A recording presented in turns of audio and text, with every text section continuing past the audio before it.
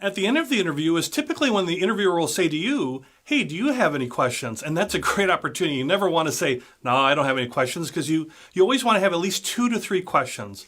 It's a perfect opportunity to learn more about the company or learn more about that specific job position that you're applying for, or anything that might have happened through the interview process, to ask questions around that. It helps you to understand for future interviews, and also when you get to the point of actually getting an offer, you'll have more information to make that offer, or to accept or decline that offer, or to negotiate that offer. So questions that you could use, some just general ones, would be things like asking the interviewer, what do you feel are the most important duties and responsibilities for the job?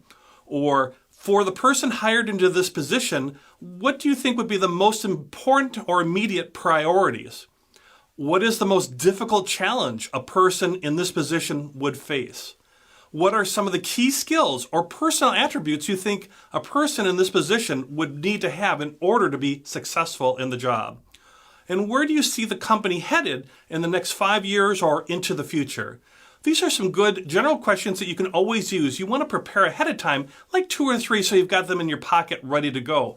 But during the interview, you might have something specific that comes up. Maybe you've got a good discussion about the job or about the team and you want to ask something specific. Go for it. Go ahead and ask a question, but you always want to be prepared so you got a couple ready to go.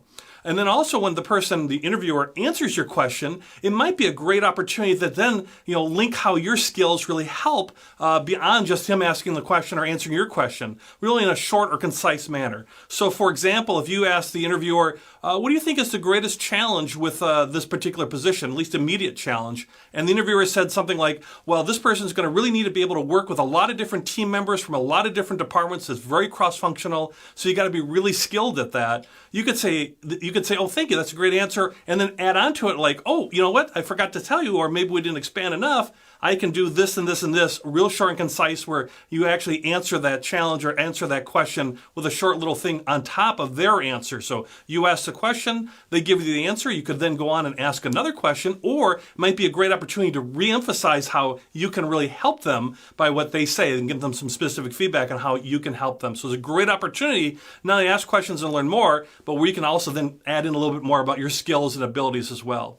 Lastly, once you complete that section of the asking the interviewer the questions, that's a good time to say, okay, that's all the questions I have. What would be the next steps?